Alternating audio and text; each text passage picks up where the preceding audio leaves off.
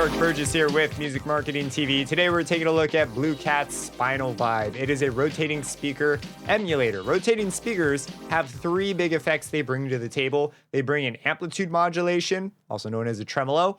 They bring a filtering effect because when the speaker faces you, it's going to be brighter, and as it turns, and when it's facing away, it's now darker because high frequencies are more directional.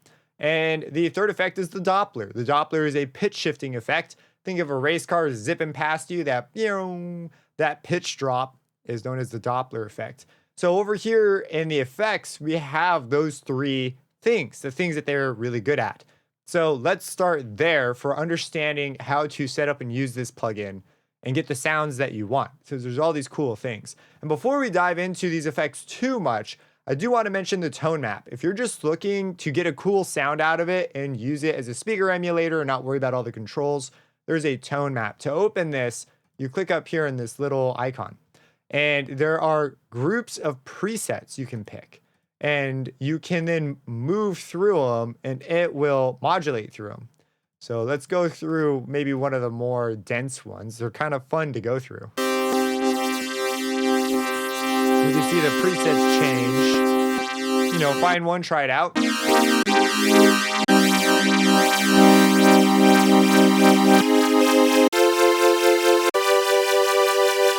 I don't know, find something you like, but it is a really cool way to browse things.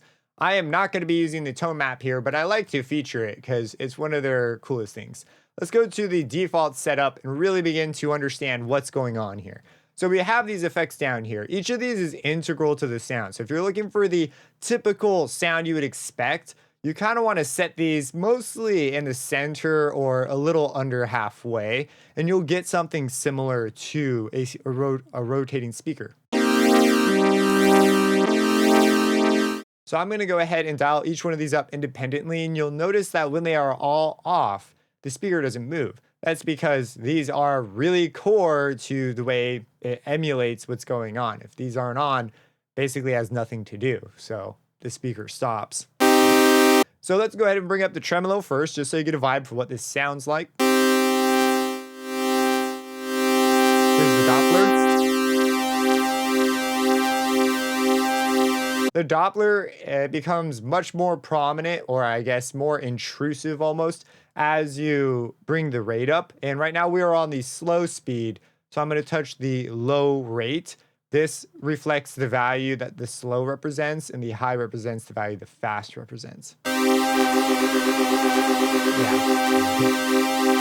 So that's a high Doppler value, so you're going to want to be a little careful with that one. And then there is the high cut. That's the filter move. That's going to be removing the high end. When it faces us, it is brighter, and when it faces away. So it's basically like an LFO kind of under the scene. Driving these things, but there's some more sophisticated stuff going on to emulate the actual speaker portion of this. So that's the basic effects. Now we can control the speed that's coming on here, and there's a brake that'll immediately stop it. And when you click the brake off again, it'll start back up. This is controlled by the rotation area. So there's an acceleration and a deceleration, and this is going to play a role in how quickly this could start and stop. Let's focus on the speed here for a sec though. So we can go slower or faster. And there are two ways to control the rate. You can sync it with your DAW, or you can have it not sync to your DAW. That's it. And there's a sync control over here to turn that on. So let's have it off for the moment. When it's off, the slow side will be controlled by your low rate. The fast side will be controlled by your high rate. So I could have a low rate of like 50 and a high rate of 1,200, something crazy. I'll move it over to the slow side. Yeah, bring in tremolo, the Doppler.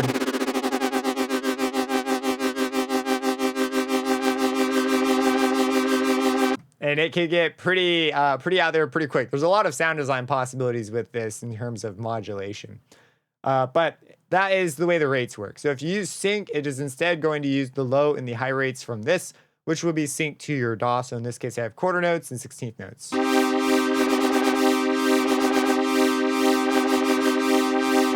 It'll merge between those two. So I'm going to have this off for the moment, but that is the way that works.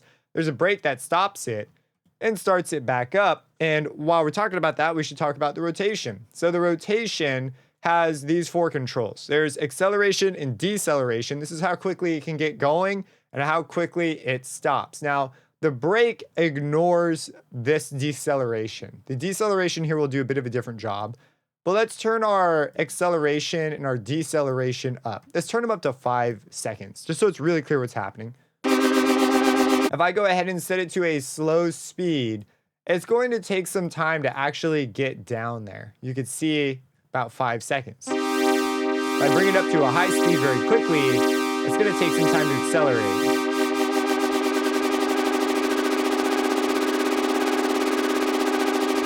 Come back down.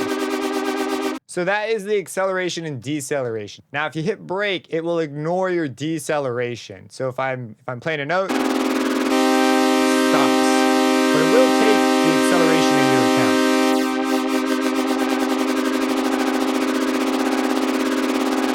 So something to be aware of. If we had our acceleration at 0, this would be on and off, basically instant. I don't know why you'd want to do that, but that's how it'll work. Now, this becomes more interesting. Let's set this to a slower speed and give ourselves a more reasonable range so I'm not having to dig around in this side of the knob so much. Give it some acceleration, some deceleration, turn the brake off. Okay, in here is also a reverse control, which will change the direction the speaker is spinning in, as you can see there.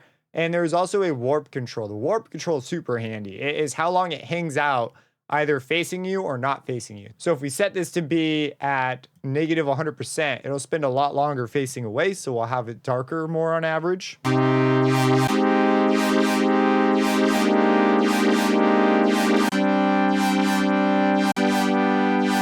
And then if we have it facing us more, it'll be brighter more on average.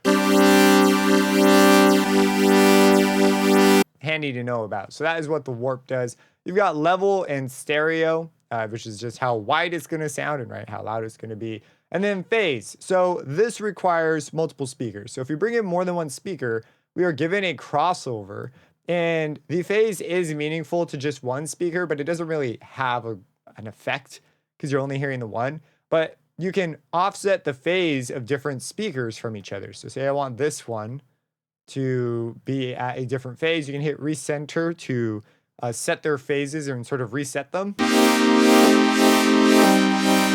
And so let's say that we have these 2 speakers and they have the same speed. So this one right now, let's set it to be 60. So this one is now at 60, this one's now at 60, and we'll have the speed at slow. And we will recenter and recenter. To make them more similar, I'm also going to set their warp values to be the same. We'll set them both to be 0 so that they are chilling at the same amount. And now we can see the offset that is occurring. And if I set them to be 100% out of phase, I could set them to be partially out of phase. And you can set up different phase relationships between your speakers. And you could just use this to make them a little bit different each time and not worry about being technical. But it's possible to set up very specific phase relationships between the speeds of multiple speakers. Maybe we want this speaker to always be facing away when this speaker's tweeter is facing us. So we can do that. We'll hit recenter and see how that works. So this one's facing, that one's away. So there's always something facing us.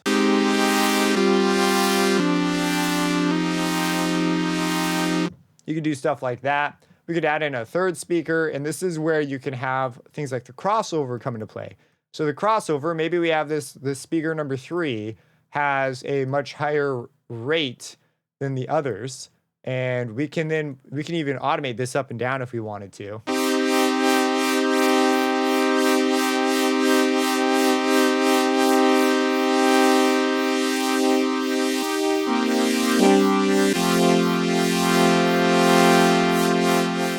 So that is Spinal Vibe in a nutshell. Let's make a small piece of music real quick with it. I'm going to start by recording in a chord progression.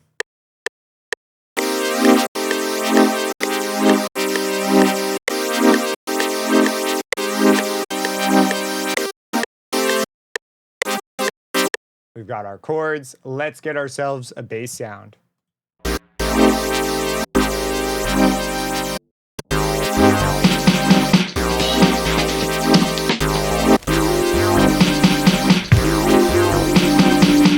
Added a vocal and some sound effects, and this is what I whipped up pretty quickly, actually.